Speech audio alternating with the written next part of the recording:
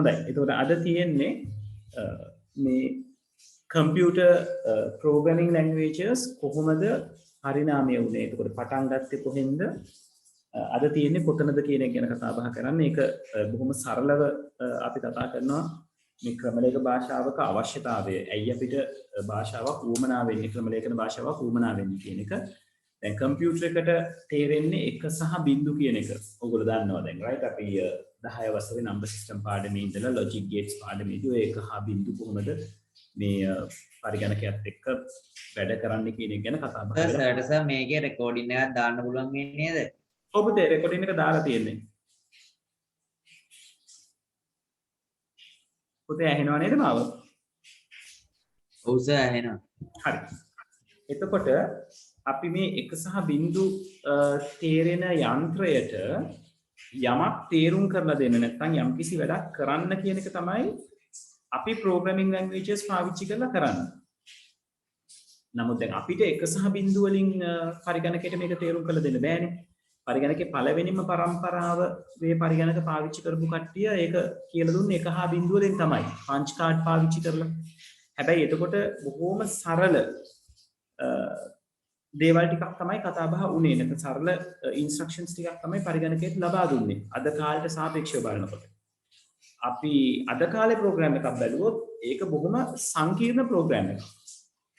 ඒතකොට ඒක අපිට 1 සහ 0 වලින් නිර්මාණය කරන්න ගියොත් ඒක ඇත්තටම කර නොහැකි තැනකටම දැන් ඇවිල්ලා ඉවරයි. ඉතින් ඒක නිසා අපිට පරිගණක ක්‍රමලේඛන භාෂාවක් කියලා දෙයක් හදාගන්න උවමනා වුණා.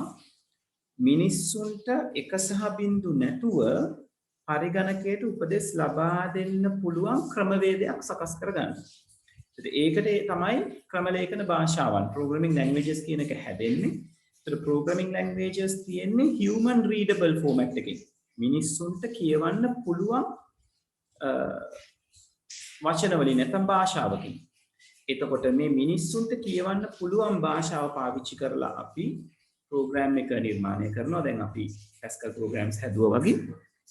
ඊට පස්සේ අපේ කම්පියුටර් එක ඇතුලේ ඉන්නවා computer කියන්නේ language translators ලා කියලා කොටසක්. right? අපි ඉස්සරහට ඉගෙන ගන්නවා assembler කියලා කෙනෙක් ඉන්නවා, compiler කියලා කෙනෙක් ඉන්නවා, interpreter කියලා කෙනෙක් ඉන්නවා. ඒක අපි compiler and interpreter ගැන තමයි ફોකස් කරන්නේ. assembler කියලා කියන්නේ interpreter වර්ගයට අයිති කෙනෙක් කියලා තමයි අපි කතා බහ කරන්නේ. එතකොට ඒ කියන ඒවා අපි පාවිච්චි කරනවා අපේ තියෙන නැත්නම් අපිට තේරෙන භාෂාවෙන් ලියලා තියෙන ක්‍රමලේඛයක් ප්‍රෝග්‍රෑම් එකක් මැෂින් එකට ගැලපෙන විදිහට පරිවර්තනය කරලා දෙන්න. එතකොට ඔය කියන ට්‍රාන්ස්ලේටර්ස්ලා ඉන්ටර්ප්‍රිටර් හෝ කම්පයිලර් කියන ආකාරයේ ට්‍රාන්ස්ලේටර්ස්ලා එක එක ප්‍රෝග්‍රෑමින් ලැන්ග්වේජ් එකෙන් ප්‍රෝග්‍රෑමින් ලැන්ග්වේජ් එකට වෙනස්. right? එතකොට ඒගොල්ලෝ තමන්ට අනන්‍ය වෙච්ච කම්පයිලර් කෙනෙක් හරි ඉන්ටර්ප්‍රිටර් කෙනෙක් හරි පාවිච්චි කරලා අර මනුස්සයට කියවන්න පුළුවන් භාෂාවේ නිර්මාණය කරලා තියෙන ක්‍රමලේඛය නැත්නම් ප්‍රෝග්‍රෑම් එක මැෂින් එකට කියවන්න පුළුවන් ක්‍රමලේඛයක් නැත්නම් 1 සහ 0 බවට පරිවර්තනය කිරීමක් සිද්ධ කරනවා. right? හරි. එතකොට ඔය මැෂින් එකට තේරෙන භාෂාව ones and zeros කියන ඒවා අපි පොදුවේ හඳුන්වනවා low level languages කියලා. පහළ තලයේ භාෂා කියලා. right? එතකොට පහළ තලයේ භාෂා අරගත්තොත් ඒ භාෂා වර්ගවල පහළින්ම ඉන්නේ machine language එක. ඒ කියන්නේ ones and zeros. මේ machine language වලින් ලියලා තියෙන නැත්නම් machine language එකකට හැඩවෙච්ච program එකකට විශේෂ ලක්ෂණ තියෙනවා. එයා ක්‍රියාත්මක කිරීම බොහොම ඉක්මනින් කරන්න පුළුවන්. මොකද ප්‍රොසෙසර් එකට තේරුම් ගන්න පුළුවන් විදිහටම තමයි එයා හැඩ ගැහිලා ඉන්නේ. නැවත පරිවර්තනය කරලා දීමක් අවශ්‍ය වෙන්නේ නැහැ. ඒක නිසා පරිවර්තනය කිරීමක් අවශ්‍ය නැතිවීම මත මේ භාෂා පරිවර්තක වැඩසටහන් අපිට අවශ්‍ය වෙන්නේ නැතුව යනවා. right? ඒවා නැවත අමුතුවෙන් පාවිච්චි කරන්න අවශ්‍ය වෙන්නේ නැහැ. ඒ වගේම තමයි මේ ones and zeros වලින් හැදිච්ච ක්‍රමලේඛය මේ එක් පරිගණකයක් මත විතරක් ඩිපෙන්ඩ් වෙලා ඉන්නවා. ඒක එක්තරා ආකාරයක අවාසියක්. හැබැයි දැන් උසස් මට්ටමේ ක්‍රමලේඛන භාෂා අපි පාවිච්චි කිරීමේ වාසියක් වෙන්නේ අපිට ලියන ඕනම ප්‍රෝග්‍රෑම් එකක් කැමති මැෂින් එකකට ගිහිල්ලා කනෙක්ට් කරලා රන් කරන්න පුළුවන්. හැබැයි යන්ත්‍ර භාෂාවෙන් ලියවිච්ච ප්‍රෝග්‍රෑම් එකක් ඒ අදාළ පරිගණකයට විතරයි ඒක භාවිතා කරන්න පුළුවන් වෙන්නේ. right? ඒක අපි කියනවා machine specific කියලා. right? ඒක එක පැත්තකින් තියෙන අවාසිය. ඒ වගේම තමයි බිඳුව සහ එක වලින් නිර්මාණය වෙලා තියෙන නිසා මිනිසුන්ට තේරුම් ගැනීම හරිම සංකීර්ණ වෙලා තියෙනවා. ඒකට අවාසි දෙකක් සහ වාසි දෙකක් තමයි ඔයගලන්ට මෙතන දකින්න හම්බෙන්නේ. මේ assembly භාෂාව කියන එක දැන් මුල්ම කාලේදී මම අර කලින් කිව්වා වගේ පංච් කාඩ් පාවිච්චි කරලා පරිගණකයත් එක්ක වැඩ කරන්න හිටපු පිරිස එක සහ බිංදු වලින් තමයි මේ තමන්ගේ ඉන්ස්ට්‍රක්ෂන්ස් මේ අදාළ පරිගණකයට ලබා දීම සිද්ධ කරේ. ඕක පස්සේ කාලේ අවශ්‍යතාවන් සංකීර්ණ වෙනවත් එක්කම ඒ වගේම වැඩසටහන සංකීර්ණ වෙනවත් එක්කම මේ වැඩසටහන හදාගන්න කෙනාට මේක හරි අපහසු කටයුත්තක් වෙනවා. ඒක නිසා මේ පරිගණක විද්‍යාඥයෝ ටික ක්‍රමවේදයක් හොයනවා මේක මේ අපිට ලේසි විදිහකට කරගන්න පුළුවන් කමක් නැද්ද කියලා. අන්න ඒ වගේන ප්‍රතිඵලයක් විදිහට assembly language නැත්නම් assembly භාෂාව කියන එක නිර්මාණය වෙනවා. ඒතකොට assembly භාෂාව එක සහ බිංදු භාවිතා කිරීමක් සිද්ධ කරේ නැහැ. ඒ වෙනුවට බොහොම කුඩා ඉංග්‍රීසි වචන කීපයක් පාවිච්චි කරලා ඒවා උපදෙස් විදිහට පරිගණකයට ලබා දෙන්න පුළුවන් ක්‍රමවේදයක් සකස් කරගත්තා. එතකොට අර ප්‍රෝග්‍රෑමර්ට පොඩි සහනයක් එනවා තමන්ගේ ප්‍රෝග්‍රෑම් එක තමන් දන්න භාෂාවක වචන ස්වල්පයක් වචන යම් ප්‍රමාණයක් සීමිත වචන ප්‍රමාණයක් පාවිච්චි කරලා ප්‍රෝග්‍රෑම් එක ලියා ගන්න පුළුවන් වීම නිසා. right? මම ඔයගලට assembly code එකක් පෙන්නන්නම්. අපි assembly code එකක් බලමු කොහොමද කියලා. right? වැස්ස නිසා පරක් වෙච්ච කට්ටිය තාම දිගින් දිගටම connect වෙනවා. කමක් නැහැ. අපි එහෙම ඉන්න හරිමු. recording එක යන ගමන් තියෙන නිසා. right?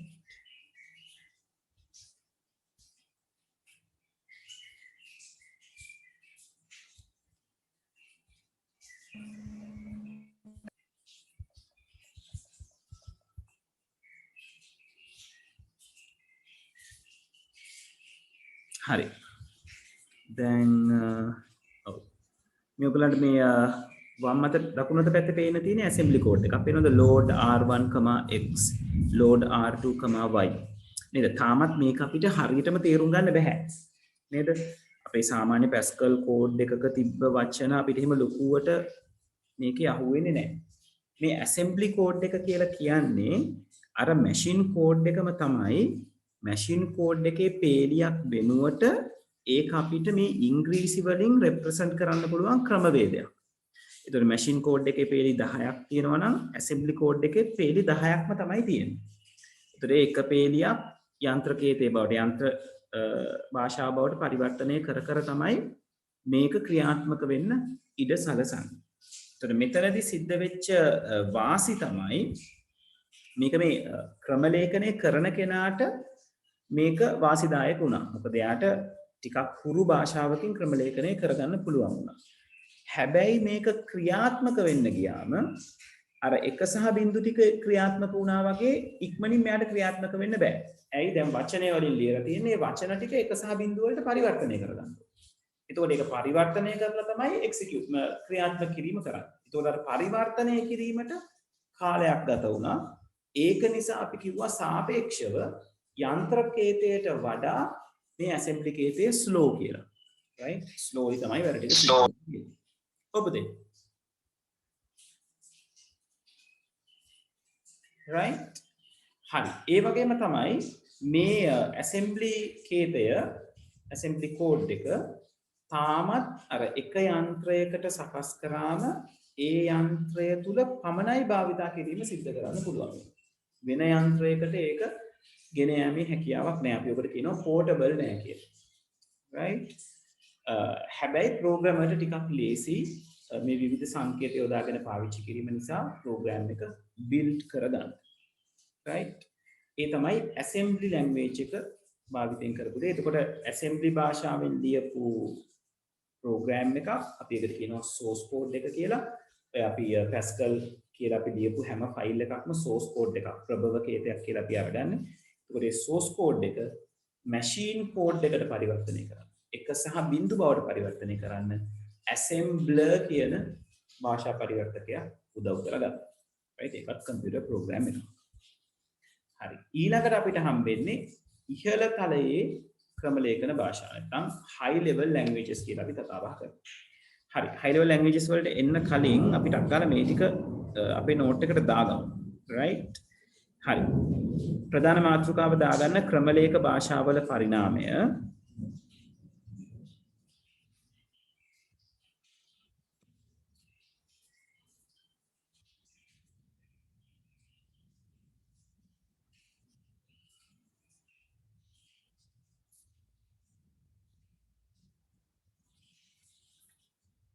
right? එතකොට මේ ක්‍රම ලේඛයක අවශ්‍යතාවය කියන එක අමුතුවෙන් විශේෂයෙන් ලියා ගන්න අවශ්‍ය නැහැ.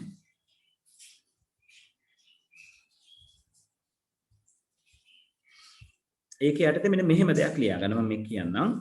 ඔයගොල්ලෝ ලියා ගන්න.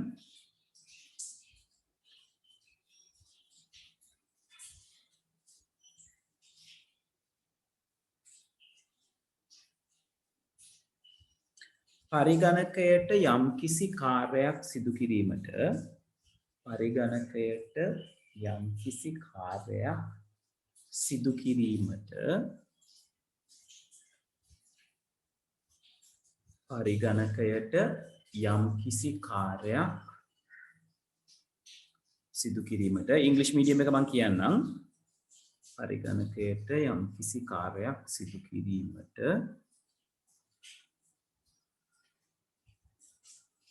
අවශ්‍ය උපදෙස් අවශ්‍ය උපදෙස්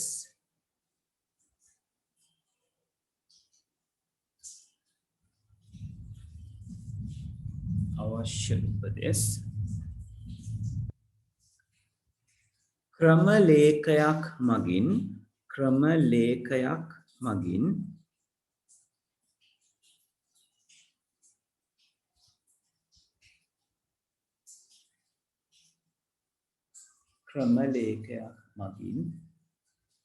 ලබා දේ.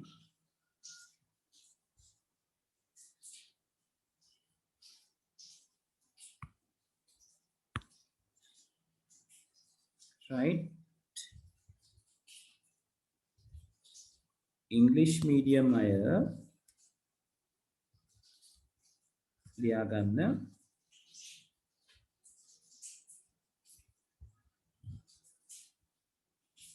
when a certain task when a certain task when a certain task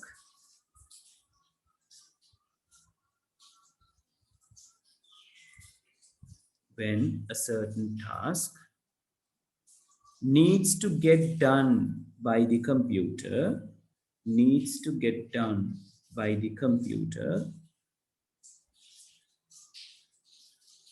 needs to get done by the computer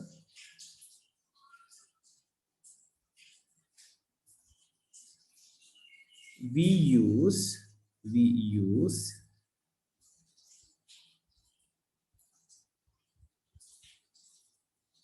a source code we use a source code code source code source code source code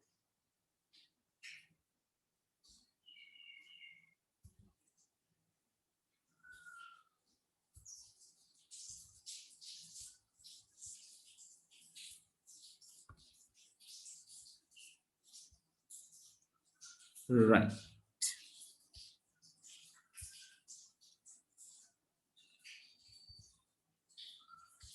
හරි ඊට පස්සේ අපි ලියාගමු මේක ගැන low level languages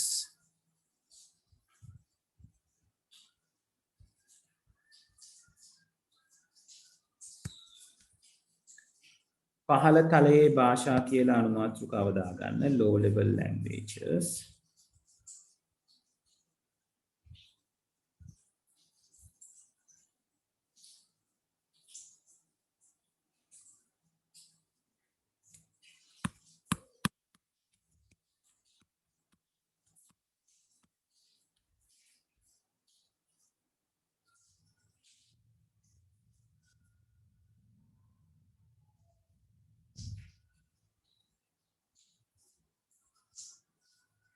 Right.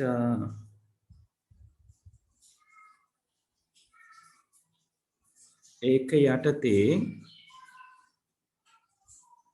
ඔයගොල්ලෝ ලියා ගන්න ඕන දේවල් ටික මම මෙතන highlight කරනවා. ඒකට දාලා ලියා ගන්න. යන්ත්‍ර භාෂාව කියන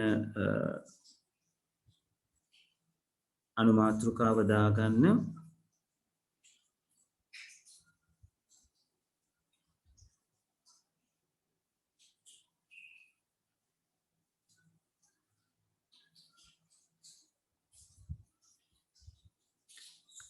පළවෙනි sentences දෙක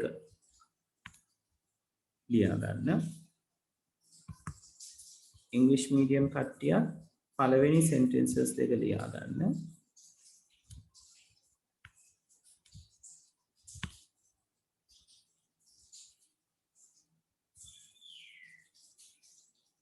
මට චුට්ටක් ඉන්ඩිකේට් කරන්න අද English medium කට්ටිය ඉන්නවද කියලා.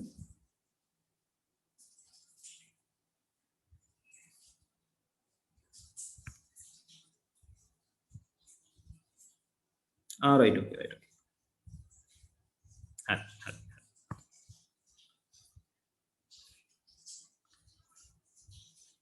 ඊළඟට මේ characteristics ටික ලියා ගන්න ඕන ළමයි. ඒ ටික ප්‍රශ්න අහන්න පුළුවන් අපිට.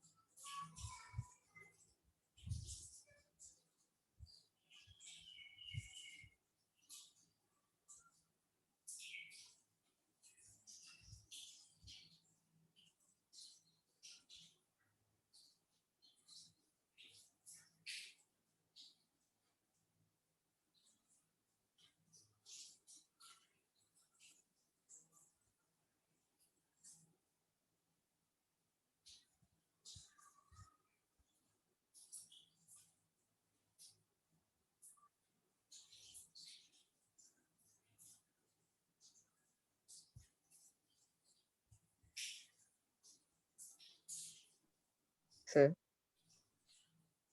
ඔබද sir machine එක sir boot menu එක මේ motherboard එකෙන් නැතුව වෙනස් කර edit කරන්න පුළුවන්ද? මොකද පුතේ පැහැදිලි නැහැ. machine එක boot menu load එක ඒ කියන්නේ අර ඔව්. boot වෙන්න ඕන එක motherboard එකෙන් නැතුව අපිට වෙන මොකක් හරි විදිහකින් වෙනස් කරන්න පුළුවන්ද? boot menu එක motherboard එකෙන් නැතුව වෙන්නේ නෑ. boot menu එක ඔයාලට දෙන්න පුතේ BIOS chip එකයි CMOS chip එකයි පාවිච්චි කරලා. එතකොට ඒක firmware එකක්. ඒ කියන්නේ manufacturer ම තමයි boot menu එක හදලා එවන්නේ. boot menu එක විතරක් නෙවෙයි setup එක කියලා අපි කියන්නේ setup එක හදලා එවන්නේ. එතකොට setup එක ඔයාට change කරන්න පුළුවන්. ඒ කියන්නේ CMOS BIOS settings and CMOS settings වෙනස් කරන්න පුළුවන්.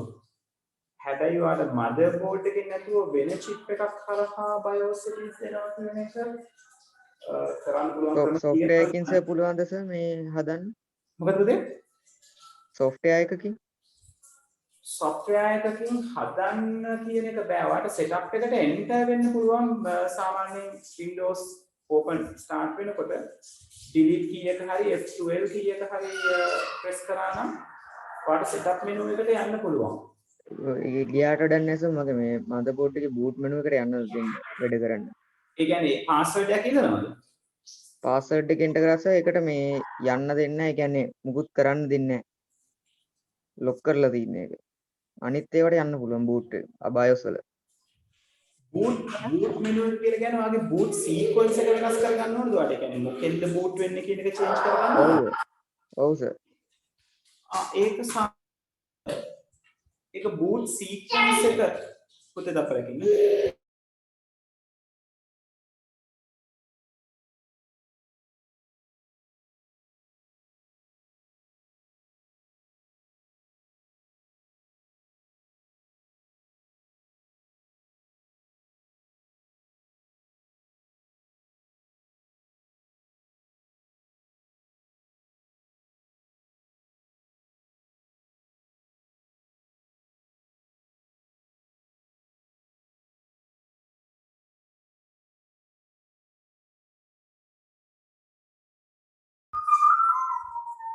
සාමාන්‍ය පුතේ බූට් මෙනු එක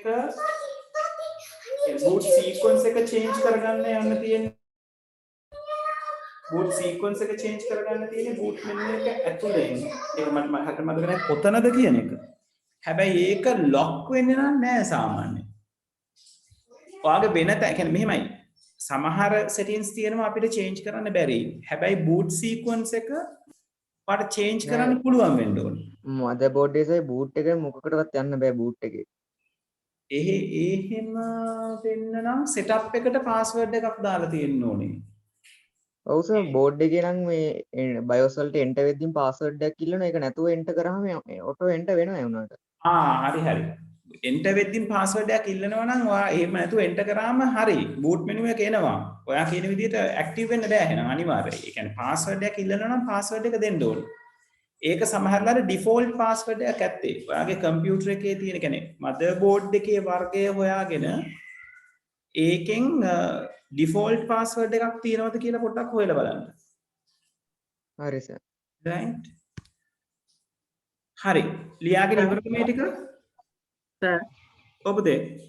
සර් එහෙම වුණාම සර් සමහර විට අර මේ සමහර ප්‍රොසෙසර්ස් වලට සපෝට් නැතිකොට මේ මදර්බෝඩ් එකේ BIOS අප්ඩේට් කරනවානේ.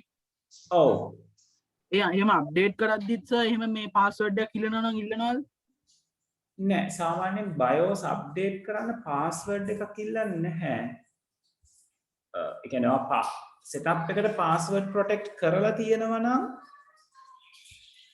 ඔව් password එකක් ඉල්ලනවා. එම් password protect විශේෂයෙන් කරලා නැත්නම් BIOS update එක සාමාන්‍යයෙන් software update එක කියන්නේ firmware update එකක් විදිහට සිද්ධ වෙනවා. ඔය අපි drivers update කරගන්නකොට වගේ ඒ කතාව කරගන්න පුළුවන්. එතකොට සර් බෝඩ් එකේ මේ බෝඩ් එකේ BIOS අප්ඩේට් කරද්දී අනිවාර්යෙන් ප්‍රොසෙසර් එකක් ගහලා තියන්න ඕනේ නේද? processor එක ගහලා තියන්න ඕනේ කියන්නේ බෝඩ් එකේ BIOS අප්ඩේට් කරද්දී අපි හිතමු දැන් i7 ප්‍රොසෙසර් එකක් ගහනවා ඒකට මේ ASUS ලගේ ROG වල තියෙන සමහර බෝඩ් සපෝට් නැහැනේ BIOS version එකේ ඒගොල්ලෝ default එවන.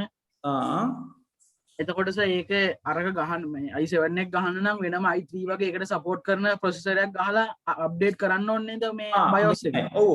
ඒ කියන්නේ ඔයා processor එක change කරනවා නම් ඒ processor එකට ගැලපෙන BIOS තමයි ඔයාගාව තියෙන්න ඕනේ. නැත්තම් boot process එක conflict වෙනවා. ඒක නිසා ඔයා BIOS update ඒ කියන්නේ ඔයා processor change එකක් යනවා නම් processor changes නැතුවත් BIOS update වෙනවා. එතකොට ඒ BIOS වල versions wise update වෙන්නේ. එහෙම නැතුව ඔයා processor change එකක් කරනවා නම් ඒ processor change එකටම ගැලපෙන BIOS ඔයාලට දාන්න වෙනවා. එහෙම නැතුව computer එක වැඩ කරන්නේ නැති වෙලා යනවා. right. ඒක processor change එකක් නිසා ඒ කතාව වෙන්නේ. right. හරි. ඉවරද කට්ටිය? assembly language පැත්තට යමු. right. assembly language එක සම්බන්ධයෙන්ොත් ඔයගලන්ට ලියා ගන්න වෙනවා මේ ටික. excuse me sir. ඔබදේ. සර් මම බැලුවා සර් ඒගොල්ලෝගේ සර් කියනවා CMOS clear කරලා ආය Dell එක ඔබලා බලන්න කියලා. password එක ඉල්ලනවා. CMOS clear කරලා. CMOS clear කරන්න කියන්නේ කොහොමද? එහෙමනම් දාලා නැහැ after clear CMOS කියලා තමයි සර් ඊට පස්සේ තියෙන්නේ. එහෙමනම් CMOS clear කරන විදිය මුලින් හොයන්න. CMOS clear කරන්න විදිහක් කියලා ඇති. assembly language එක සම්බන්ධයෙන් තියෙන ටිකත් ලියා ගන්න ළමයි ඒකේ අස් කරන්න දෙයක් නැහැ අපිට. assembly language කියන්නේ මොකක්ද කියන එකයි ඒකට අදාළව තියෙන points ටිකයි.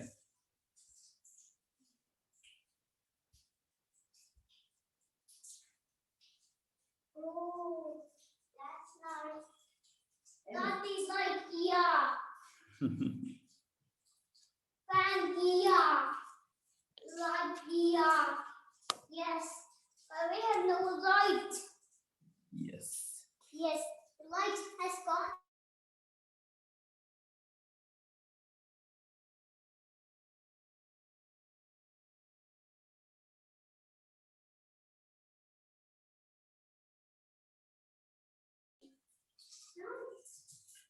I mean, what's home to get straws? I need some animals.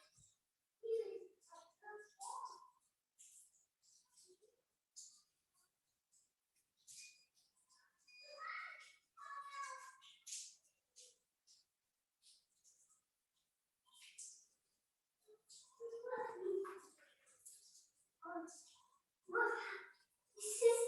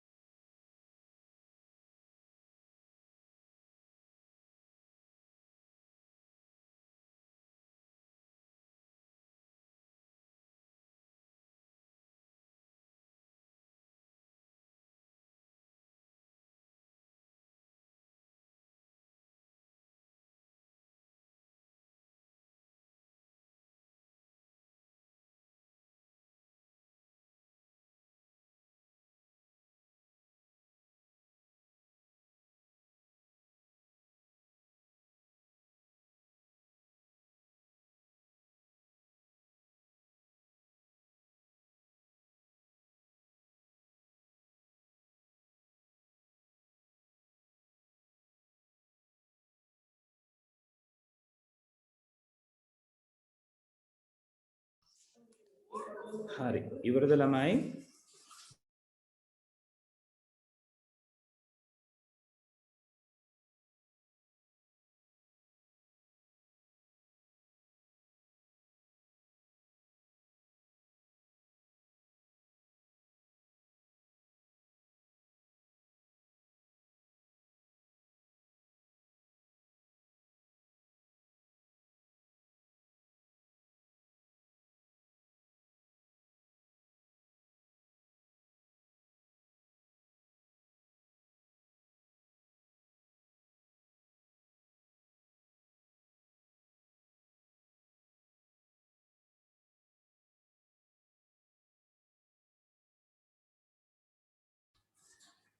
ඉවරද ළමයි?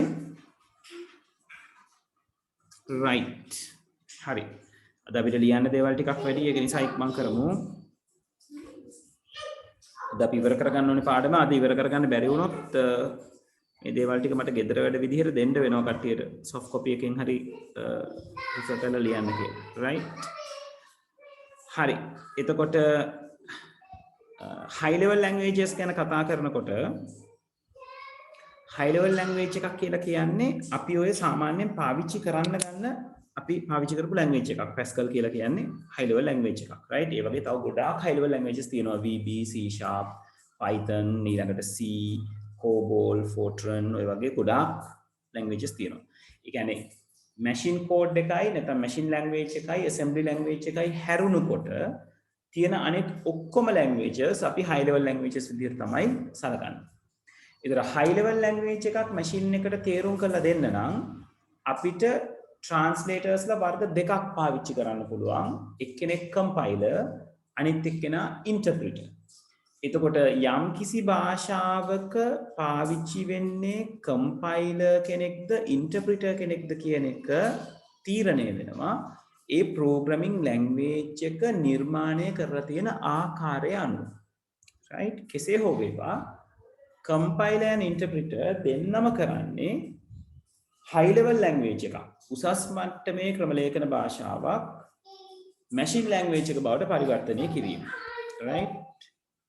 එතකොට ඒ කියන්නේ ones and zeros බවට පරිවර්තනය කිරීම. එතකොට මේවා හැඩ ගැහිලා තියෙන විදිය ඔයගලන්ට මෙන්න මේ ඩයග්‍රෑම් එකෙන් බලා ගන්න පුළුවන් නේද?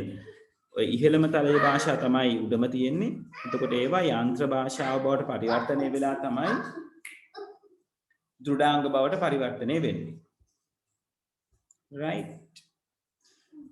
හරි. එතකොට මේ ක්‍රම ලේඛන භාෂාවන් වල පරිවර්තනය කිරීම ගැන ඔයගලන්ට තව පහලින් කතා කරලා තියෙනවා. අපි ඒකත් මේ වෙලාවෙම ලියාගෙන මේ පැරඩයිම්ස් කියන තැනට යමු. right? මම ඒක මෙතනින් පොඩ්ඩක් ඔයගලන්ට පෙන්නන්නම්. මෙතන කතා කරලා තියෙනවා interpreter and compiler ගැන භාෂා පරිවර්තක වැඩසටහන් ගාවින්.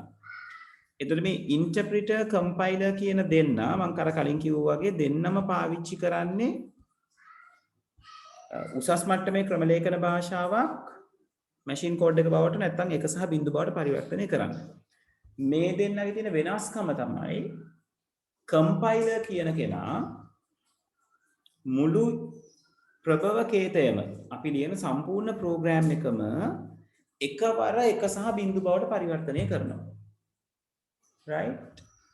එකවර 1 සහ 0 බවට පරිවර්තනය කරලා ඒක ක්‍රියාත්මක කරන්න ප්‍රොසෙසර් එකට දීලා ප්‍රොසෙසර් එකේ ඒ වැඩසටහන ක්‍රියාත්මක කරගෙන යනකොට තමයි එයාගේ වැරදි සහ අඩුපාඩු තියෙනවා නම් එයාට හම්බෙන්නේ එතනින් කියන්නේ ප්‍රෝග්‍රෑම් එක ක්‍රියාත්මක වෙවි ඉන්නකොට වැරද්දක් අඩුපාඩුවක් හම්බුනොත් ප්‍රෝග්‍රෑම් එක නතර කරනවා.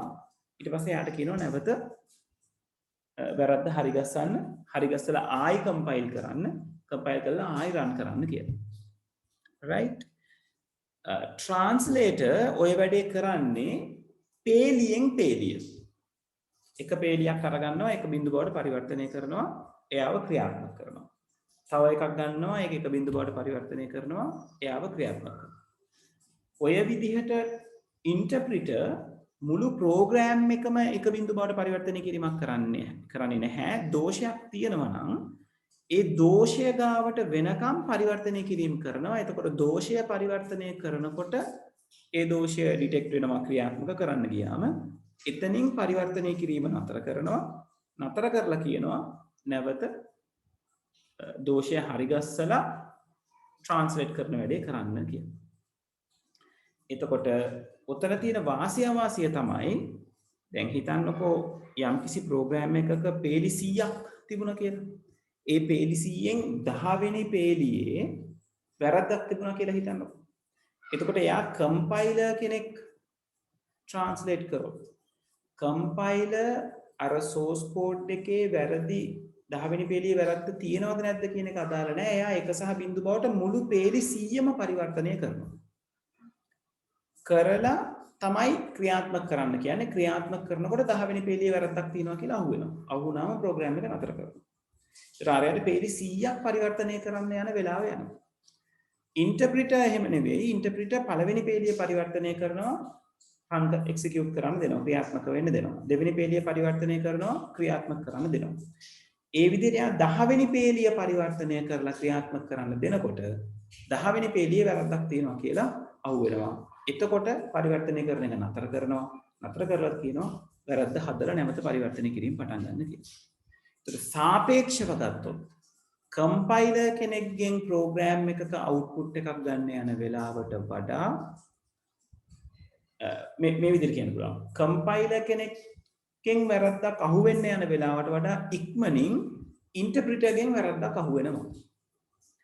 හැබැයි කම්පයිලර් කියන කෙනා වැරද්දක් නැති අවස්ථාවකදී කම්පයිලර් කෙනෙක්ගෙන් ප්‍රෝග්‍රෑම් එකක් රන් කරවා ගැනීම ඉක්මන ඉන්ටර්ප්‍රිටර් කෙනෙක්ට වඩා. මොකද කම්පයිලර් කරන්නේ 100ම එක සැරේ 1 සහ 0 කරලා ක්‍රියාත්මක කරනවා. ඉන්ටර්ප්‍රිටර් එක පේලියෙන් එක පේලිය එක බිංදු කර ක්‍රියාත්මක කරනවා. එතකොට එයාට නේද හරියට අර අපි පළතුරු කූඩයකින් එක පළතුරු ගෙඩිය අරන් දෙන එකයි කූඩේම අරන් දෙන එකයි වගේ දෙයක් තමයි කම්පයිලර් and ඉන්ටර්ප්‍රිටර් කරන්නේ. ඒක කම්පයිලර් කරන්නේ මුළු පළතුරු කූඩේම අරගෙන එක පාට එහා පැත්තෙන් තියනවා. අනිත් ප්‍රෝග්‍රෑම් එක එකින් එක පළතුරු ගෙඩිය ගානේ අරගෙන එහා පැත්තේ තියෙනවා. right එතකොට වැරදි නැත්තම් කම්පයිලර් හොඳයි. කම්පයිලර් ටක් ගාලා ඔයගලන්ට ප්‍රෝග්‍රෑම් එක කම්පයිල් කරලා රන් වෙන්න දෙනවා. ඉන්ටර්ප්‍රිටර් එහෙම නෙවෙයි ඉන්ටර්ප්‍රිටර් ටික වෙලාවක් ගන්නවා ප්‍රෝග්‍රෑම් එක රන් කරන්න. හැබැයි වැරද්දක් තියෙන වෙලාවකදී බග් ෆික්සින් වලට අපි කියනවා බග් එකක් කියලා සිද්ධ වෙන දෝෂ වලට දෝෂයක් හදාගන්න තැනකදී ඉන්ටර්ප්‍රිටර් කියන කෙනා සෑහෙන වැදගත්. මොකද ඒක අපිට කාලය ඉතිරි කරලා දීමක් සිද්ධ කරනවා. හරි. පැහැදිලිද ඔය දෙන්නගේ වෙනස? කම්පයිලර් and ඉන්ටර්ප්‍රිටර් කියන කෙනාගේ වෙනස්කම් දෙක? දෝෂයක් පැහැදිලි කරන ඉන්ටර්ප්‍රිටර් වැදගත් වෙන්නේ. මොකද පුතේ? දෝෂයක් තියෙනකොට ඉන්ටර්ප්‍රිටර් වැදගත් වෙන්නේ. දෝෂයක් තියෙනකොට ඉන්ටර්ප්‍රිටර් වැදගත් වෙන්නේ අර මම දැන් කලින් කිව්වේ. පේලි 100ක් ලියලා තියෙන ප්‍රෝග්‍රෑම් එකක් නම් දෝෂය තියෙන්නේ 10 වෙනි පේලිය නම් පේලි 10ක් ඉන්ටර්ප්‍රිට් කරනකොට ඉන්ටර්ප්‍රිටර්ට අහු වෙනවා මොකද්ද තියෙන වැරද්ද කියන එක. ඔයා හිතන්නකෝ එක පේලියක් ඉන්ටර්ප්‍රිට් කරන්න තප්පරයක් යනවා කියලා. එතකොට පේලි 10ක් ඉන්ටර්ප්‍රිට් කරන්න යන්නේ තප්පර 10යි. 10 වෙනි තප්පරේදී වැරද්ද අහු වෙනවා. කම්පයිලර් කියන කෙනාගේ 10 වෙනි පේලිය නම් වැරද්ද තියෙන්නේ පේලි 100ක් තියෙනවා නම් සම්පූර්ණ ප්‍රෝග්‍රෑම් එකේ එයා පේලි 100ම මුලින්ම 1 සහ බිංදු බවට පරිවර්තනය කරනවා. ඒතර එක පේලියක් පරිවර්තනය කරන්න තප්පරයක් යනවා නම් පේලි 100 පරිවර්තනය කරන්න තප්පර 100ක් ගිහිල්ලා ඉවරයි. ඊට පස්සේ තමයි ක්‍රියාත්මක කරන්නේ. ක්‍රියාත්මක කරනකොට තමයි 10 වෙනි පේලියේ වැරද්දක් තියෙනවා කියලා අහුවෙන්නේ. එතකොට පරිවර්තනය කරන්න තප්පරයයි ක්‍රියාත්මක කරන්න තප්පරයයි කියලා අපි හිතුවොත් පේලි 100ක් පරිවර්තනය කරන්න කම්පයිලරට තප්පර 100ක් යනවා. 10 වෙනි පේලිය වෙනකන් ක්‍රියාත්මක කරන්න තප්පර 10ක් යනවා. කියන්නේ ඔක්කොම තප්පර 110කින් තමයි කම්පයිලර්ගේ වැරද්ද අහුවෙන්නේ. හැබැයි ඉන්ටර්ප්‍රිටර් පේලි 10ක් පරිවර්තනය කරන්න තප්පර 10යි ඒ පේලි 10 එකින් එක ක්‍රියාත්මක වෙන්න තප්පර 10යි. ඒ කියන්නේ තප්පර 20කදී බග් එක අහුවෙනවා. ඒක නිසා එරර් එකක් තියෙනකොට බග් එක අල්ලලා එයාව ෆික්ස් කරගන්න ඉන්ටර්ප්‍රිටර් කෙනෙක් එක්ක ලේසි. වෙලාව ඉක්මන්. කම්පයිලර් කෙනෙක් එක්ක වෙලාව වැඩිපුර යනවා. රයිට්. අහන්න පුතේ කවුරුත් ප්‍රශ්නයක් අහන්න හිටියා. මම අහන්නේ දැන් සර් මේ පැස්කල් වල තියෙන්නේ ඉන්ටර්ප්‍රිටර් එකද නැත්නම් කම්පයිලර් එකද? අර පැස්කල් එකේ කම්පයිල් කරද්දී පැස්කල් එකේ තියෙන කම්පයිලර් කෙනෙක්. එතකොට සර් ඉන්ටර්ප්‍රිටර් එක ගන්න මේ ප්‍රෝග්‍රෑමින් ලැන්ග්වේජස් මොනවාද? Python කියලා අපි A level වල ඉගෙන ගන්නවා එයා ඉන්නේ ඉන්ටර්ප්‍රිටර් කෙනෙක්. දැන් ඕක මෙහෙම දෙයක් තියෙනවා. අපිට දැන් අපි කරන මේ පුංචි ප්‍රෝග්‍රෑම්ස් වල අපිට අර ඉක්මනට යනවා අඩුවෙන් වෙනවා කියන එක එහෙම ලොකුවට සෙටල් වෙන්නේ නැහැ. දැන් ඕකට තියෙන හොඳම උදාහරණය තමයි Java. Java කියලා කියන්නේ compiler based programming language එකක්. right? ඒතර Java වල ප්‍රෝග්‍රෑම් එකක් කම්පයිල් කරන්න ගියාම ටිකක් ලොකු ප්‍රෝග්‍රෑම් එකක් කම්පයිල් කරන්න ගියාම සමහරලාට පැය 2-3 කම්පයිල් වෙනවා එයා. මොකද එයා මුළු ඔක්කොම ටික කම්පයිල් කරලා ඉවර වෙලා එක්සිකියුට් කළා තමයි අපිට වැරද්ද කියන්නේ. Python කියන කෙනා interpreter based Python කියන්නේ දැන් බොහොම ප්‍රසිද්ධ language එකක්.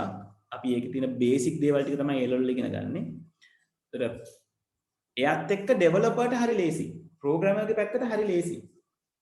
බග් එකක් අල්ලගන්න. මොකද දැන් අපිට කොයිම වෙලාවකත් ප්‍රෝග්‍රෑම් එකක් කම්ප්ලෙක්ස් වෙනකොට බග් ෆ්‍රී ප්‍රෝග්‍රෑම් එකක් හම්බ වෙනවා කියලා කියන්නේ සෑහෙන ලොකු වාසනාවක්. එහෙම එන්නෙම නැති තරම්.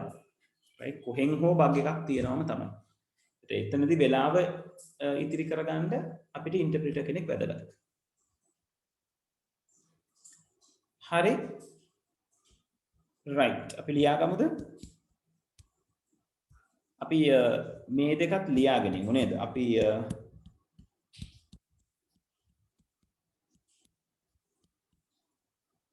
ඉහළ මට්ටමේ ක්‍රමලේඛන භාෂා ගැන ලියාගෙන ඊට පස්සේ යමු compiler and interpreter ගැන ලියා ගන්න. right?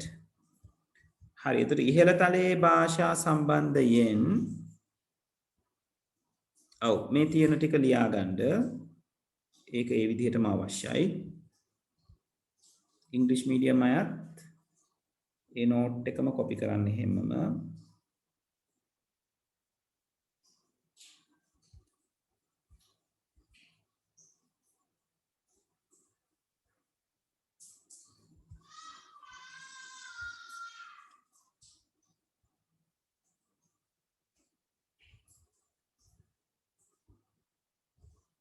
පින්තූරේ ලොකුවට වැදගත් නැහැ. ඒක නිසා මේ highlight කරන ටික විතරක් ඉක්මන් කරගන්න. එතකොට වැඩේ හරි.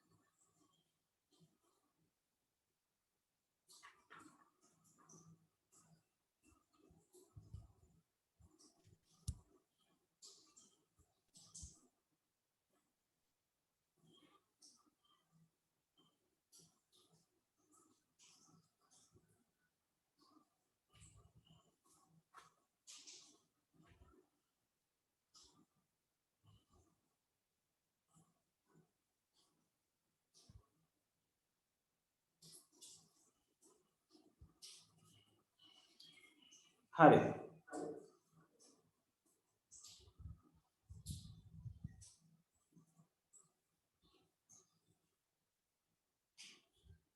ඉවරද?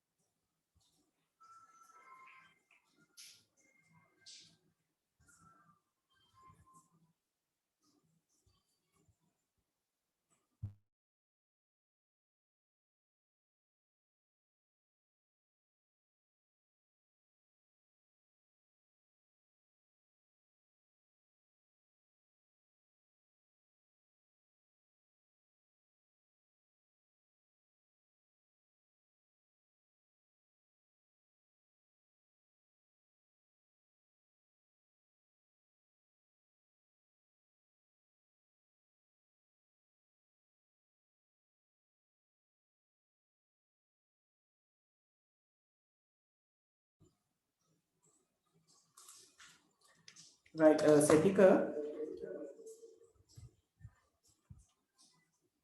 සෙතික තප්පරයක් ඉන්න මම උත්තර දෙන්නම්.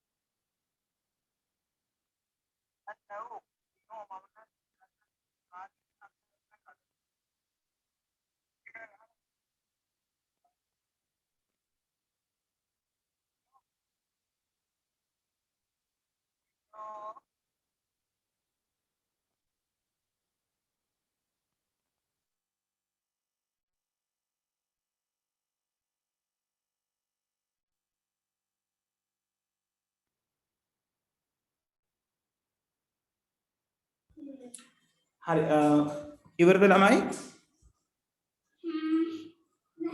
සතික පුතේ ට්‍රාන්ස්ලේටර් එක එන්නේ කම්පියුටර් එකට නෙවෙයි ප්‍රෝග්‍රෑමින් ලැන්ග්වේජ් එකට. කියන්නේ පැස්කල්ට ට්‍රාන්ස්ලේටර් කෙනෙක් ඉන්නවා. ඒ වගේ එක එක ප්‍රෝග්‍රෑමින් ලැන්ග්වේජස් වලට තමයි ට්‍රාන්ස්ලේටර් එන්නේ. එක එකනේ ප්‍රෝග්‍රෑමින් ලැන්ග්වේජ් එකත් එක්ක ඒක එන්නේ.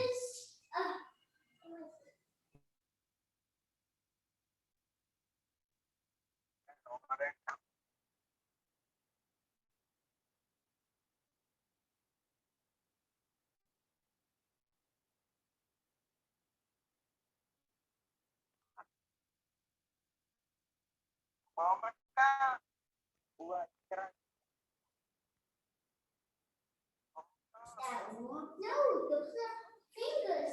I don't speak a family song. ඔව් නෙමිත ඒ මමම තමයි පුතේ ඉන්නේ මං අද තව ඩිවයිස් එකකින් කනෙක්ට් වෙලා ඒක පොඩ්ඩක් ටෙස්ට් කරන ගමන් ඉන්නේ. බලමු කොහොමද කියලා.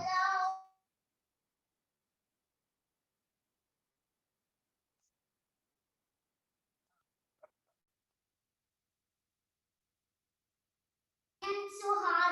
හරි මේක ලියන අය ඉන්නවද? Say hello.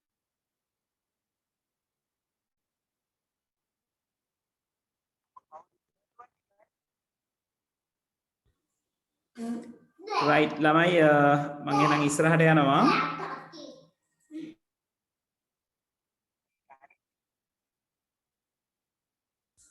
ළමයි මට තප්පරයක් දෙන්න.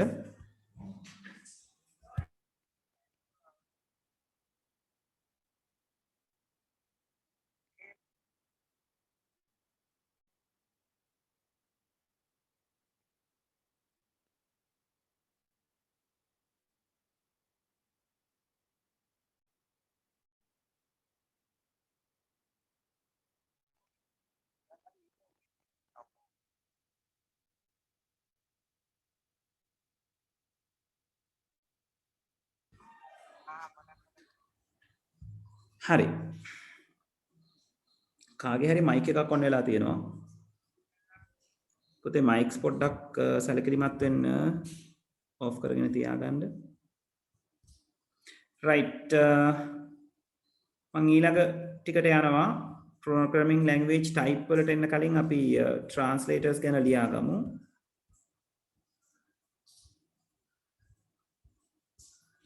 ට්‍රාන්ස්ලේටර් නැත්නම් භාෂා පරිවර්තක වැඩසටහන් වලට අදාළව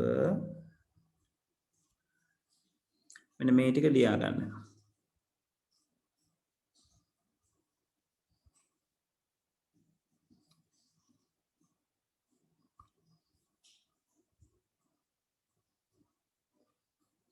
ඔව්.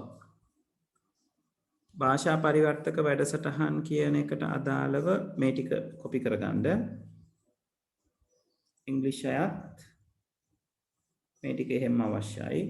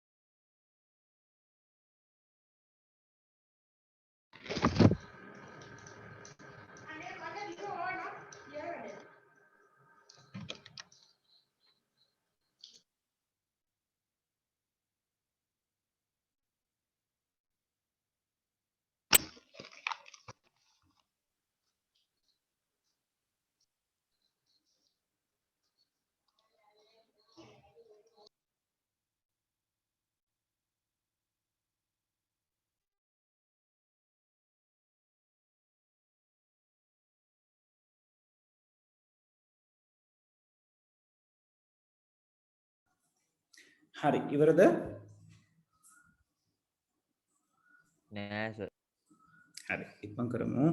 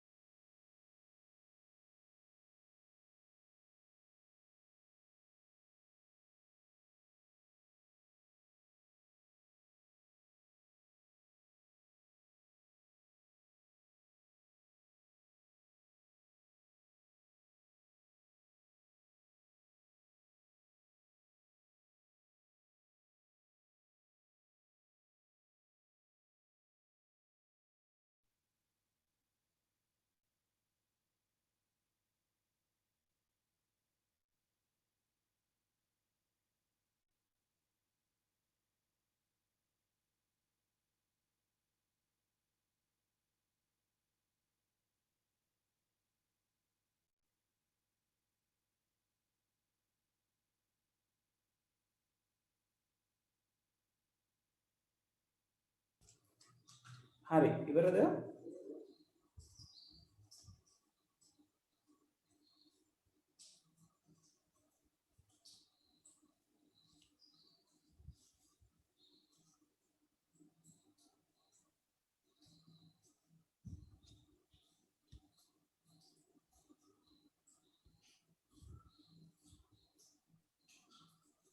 right.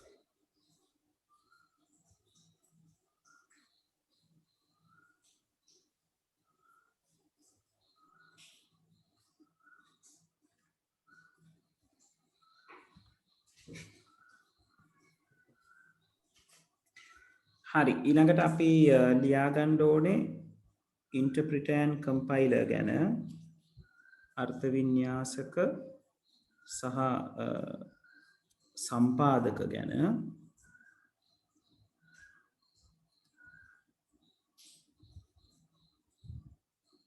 ඔව් ඒක ලියා ගන්න මෙන්න මෙහෙමයි right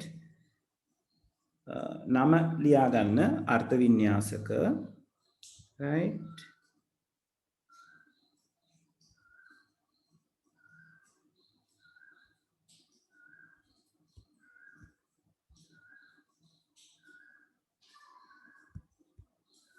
ඔව් ඒක යටතේ ඔගොල්ලෝ ලියා ගන්න ඕනේ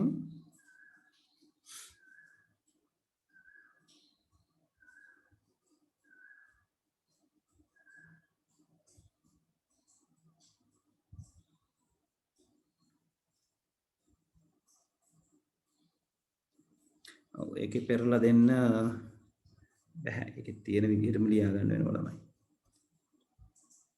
ඔය ටික ඔය විදිහටම අරගන්න right ලියන්න තියෙන ප්‍රමාණය වැඩි එකේ හරි කමක් නැහැ අපි ඉඳලා හිටලානේ ලියන්නේ නේද ඒක නිසා ඔය ටික ලියලා ඉවර කරගමු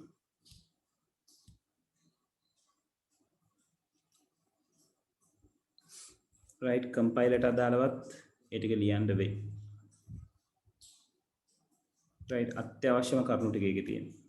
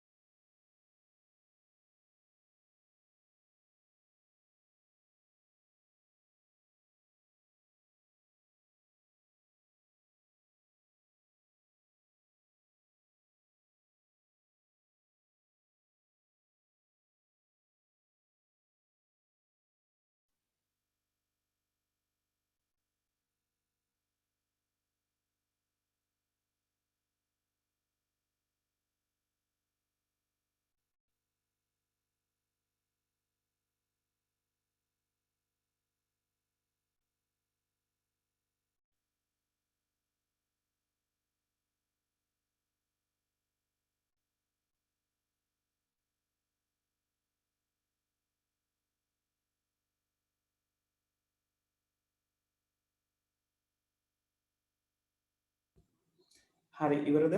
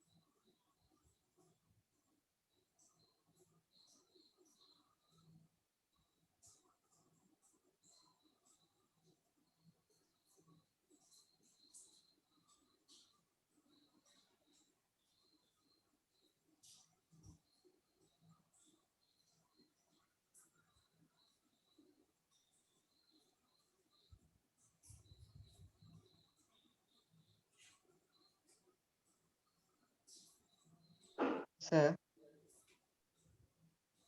ඔබතේ අද ක්ලාස් එක ඉවර ගන්න වෙන්න වෙලාවටම පුතේ නෑ විනාඩි 15ක් පහු වෙලා 6:00 නෙමෙයි 6:45 ඉවර වෙන්නේ. අපි 5යි කාලනේ පටන් ගත්තේ.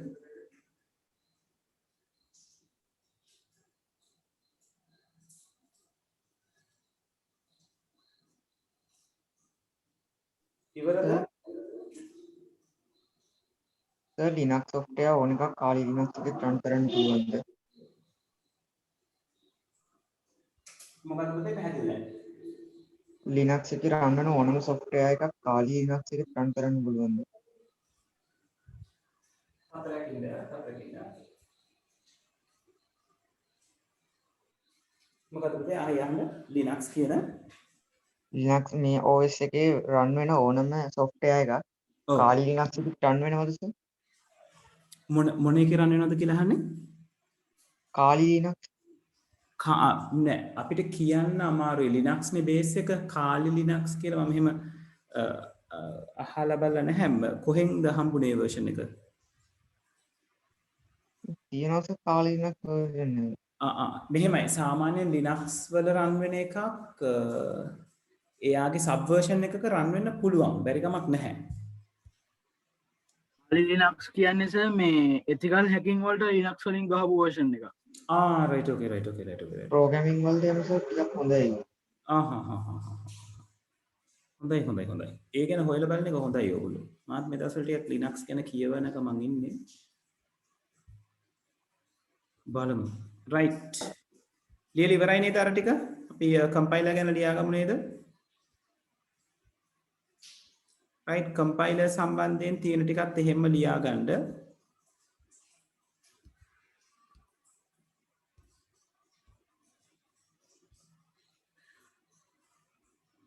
right පින්තූරය ඇඳ ගන්න අවශ්‍ය නැහැ. තියෙන ටික ඒ විදිහට ලියා ගන්න. right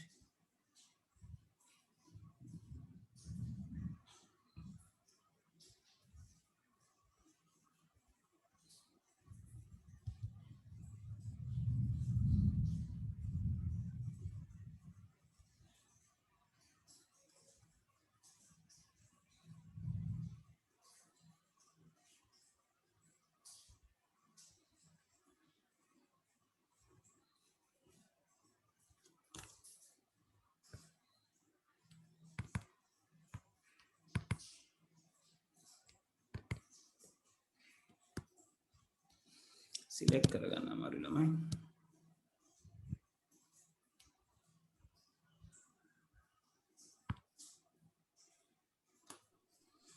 පින්තූරය අවශ්‍ය නැහැ. අනිත් ටික ලියා ගන්න.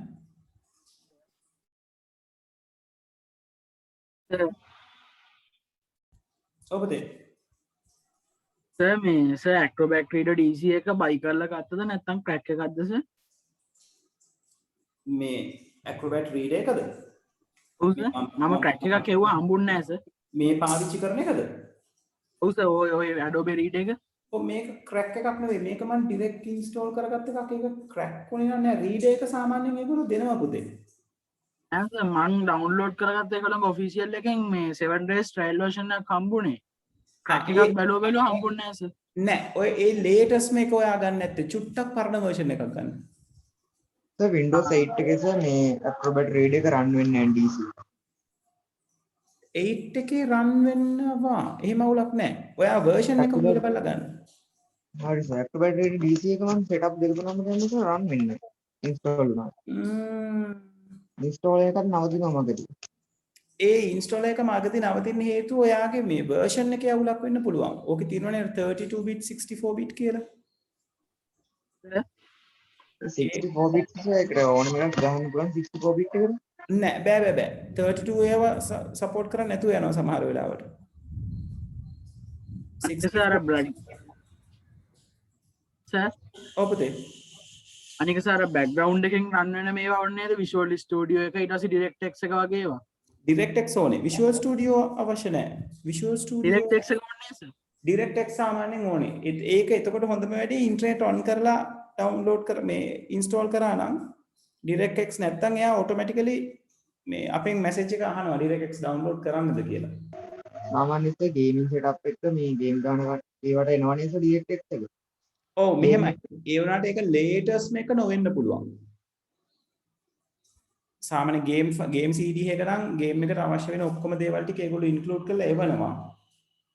නමුත් සමහරලාට එන අප්ඩේෂන් අර වගේ මේ වගේ සමහරලාට කියන්නේ සමහර වෙලාවට ඔයා ගේම් එකට ඉන්ස්ටෝල් කරනකොට ගේම් එකේ තියෙනට වඩා හොඳ DirectX version එකක් ඔයාගේ මැෂින් එකේ ඉන්ස්ටෝල් වෙලා තියෙන්නත් පුළුවන්.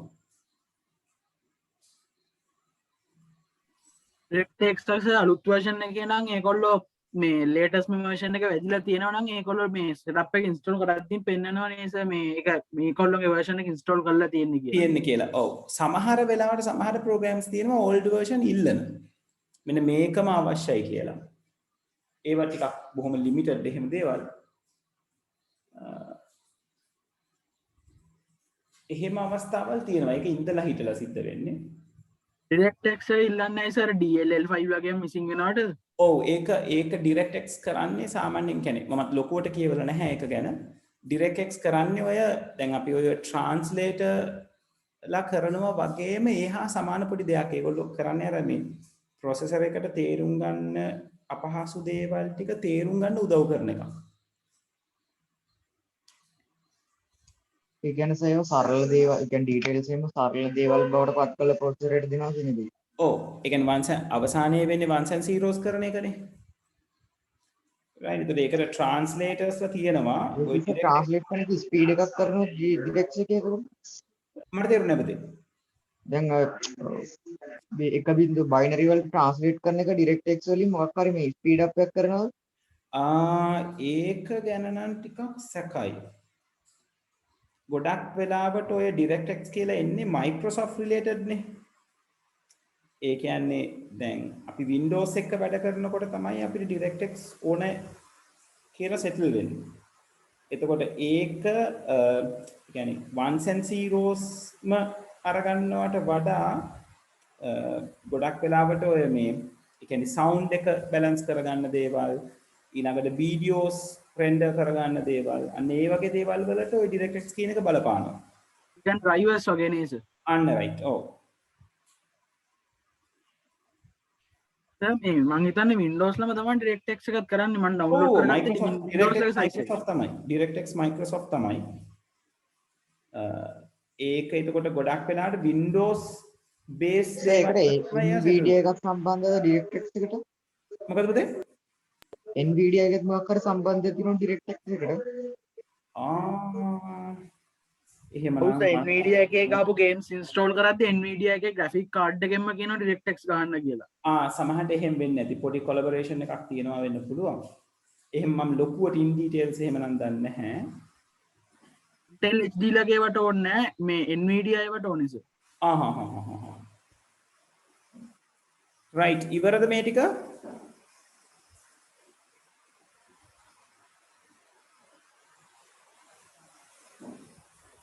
ඔව් සර් ඉවරයි.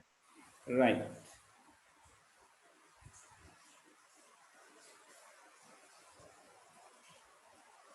හරි ළමයි ටිකක් ලොකු හුලඟක් යනවා මේ පැත්තේ ඔයගොල්ලෝ ටිකක් පරිස්සමෙන් ඇලර්ට් එකේ ඉන්න වැස්සකුත් එනවා right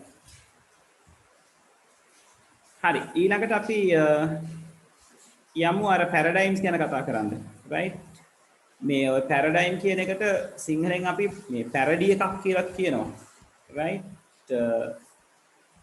පැරඩයිම්ස් කියලා කියන්නේ විශේෂ දෙයක් නෙවෙයි ඔයගලන්ට මේ ක්‍රමලේඛනය කරන්න පුළුවන් විධික්‍රම right ඒ කියන්නේ මොකක් හරි දැන් උදාහරණයක් විදිහට අපිට තේ එකක් හදන්න කිව්වොත් තේ එක හදන්න පුළුවන් ක්‍රම කීපයක් තියෙනවානේ අන්න ඒ වගේ යම්කිසි ක්‍රියාවලියක් ක්‍රමලේඛනය කරගන්න ඕගලන්ට තියෙන විධික්‍රම right එතකොට ඒවා ප්‍රෝග්‍රෑමින් වලදී එක එක විදිහට ඉන්ට්‍රොඩියුස් කරනවා right ඒ වගේ ක්‍රමලේඛන භාෂාවන් ඔය අප්‍රෝච් එක කියන්නේ සේම් අප්‍රෝච් එක ගන්න ගොඩ නැගිලා තියෙන විදි තමයි අපි ඔය පැරඩයිම්ස් කියලා හඳුන්වන්නේ right ප්‍රධාන වශයෙන් පැරඩයිම්ස් ප්‍රධාන වශයෙන් කැලි දෙකකට කැඩෙනවා ඉම්පෙරටිව් and ඩෙක්ලරේටිව් විධානාත්මක සහ ප්‍රකාශන කියලා right ඕක ටිකක් බොහොම ගැඹුරු මාතෘකාවක් ටිකක් නෙවෙයි ගැඹුරු මාතෘකාවක් ඒතර ඒක යටතේ අපිට තියෙනවා ඉම්පෙරටිව් ලැන්ග්වේජස් කියන්නේ මොනවාද ඩික්ලරේටිව් කියන්නේ මොනවාද දැන් අපිට බෑ කොයිම වෙලාවකවත් මේ ඒ කියන්නේ දැන් ඉම්පෙරටිව් එක යටතේ ඔය කැඩෙන මේ ඔයගොල්ලන්ට මෙතනදිත් පේනවා ඇති procedural object oriented parallel කියලා තුනකට කැඩෙනවා දැන් අපිට එක ලැන්ග්වේජ් එකක් මේ එක කැටගරි එකකට විතරක් කල්ලු කරලා තියන්න බෑ මේ පැරඩයිම්ස් කීපයක් එක ලැන්ග්වේජ් එකක තියෙන්න පුළුවන් ඒ කියන්නේ මේ ප්‍රශ්නයක් විසඳීමේ ක්‍රමවේද කීපයක් right එතකොට ඕක ගැන ලොකුවට හිතන්න යන්න එපා මොකද එහෙම වුණොත් ඔයගලන්ට ලැන්ග්වේජස් කීපයක් ගැන කතා බහ කරන්න වෙනවා ඕක ඔයගොල්ලෝ මතක තියාගන්න පැරඩයිම ප්‍රධාන වශයෙන් කොටස් දෙකකට කැඩෙනවා ඒවට අදාළව තව අණු කොටස් තියෙනවා මේ පටිපාටිගත වස්තු නැඹුරු සමාන්තරගත කියලා ඒව මොනවාද කියලා ලොකුවට හිතන්න යන්න එපා පහළ පොඩ්ඩක් සරලව විස්තර කරලා තියෙනවා අපි ඒක සරලව සෙටල් කරගමු විශේෂයෙන්ම අවශ්‍ය දේ තමයි මේ වගේ මේ බෙදීම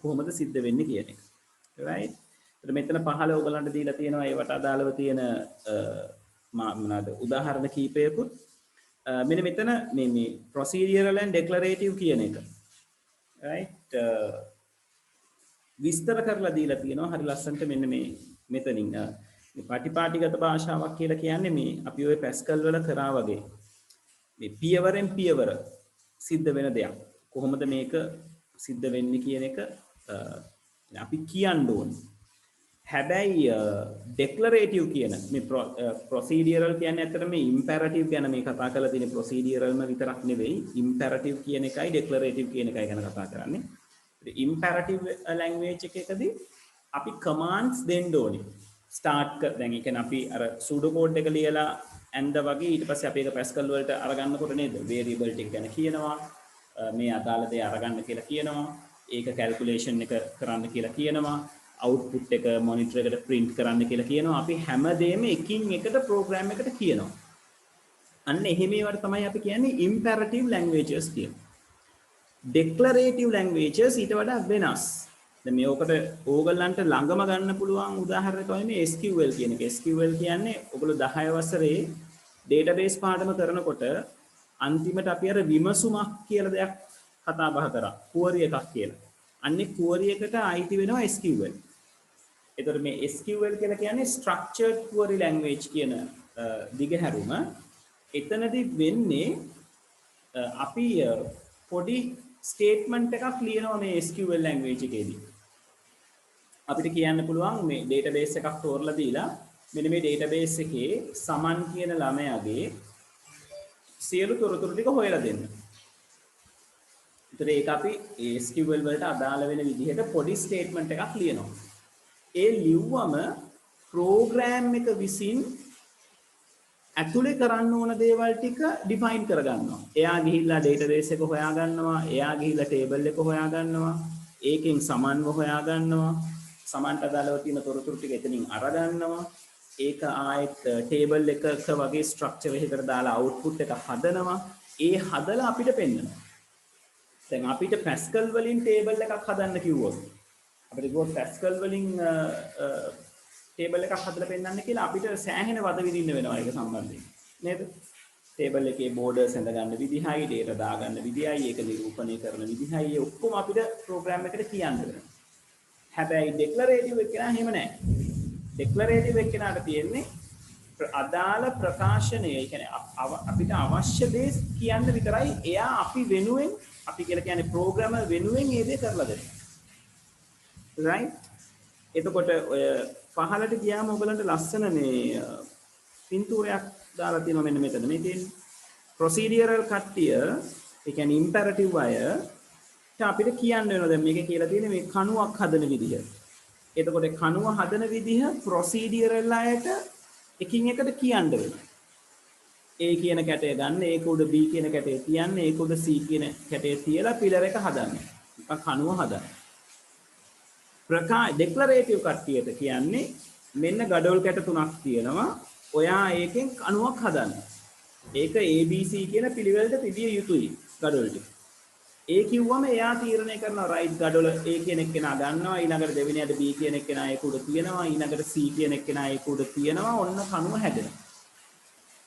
right? ඔන්න ඔය වෙනස ඕගොල්ලෝ තේරුම් ගන්න. right? procedural එක්කෙනාගේ declarative එක්කෙනාගේ. right? ඊළඟට කතා කරලා තියෙනවා මේ structured and object oriented. මොකද මේ දෙන්නත් මේ compare කරන්න පුළුවන්.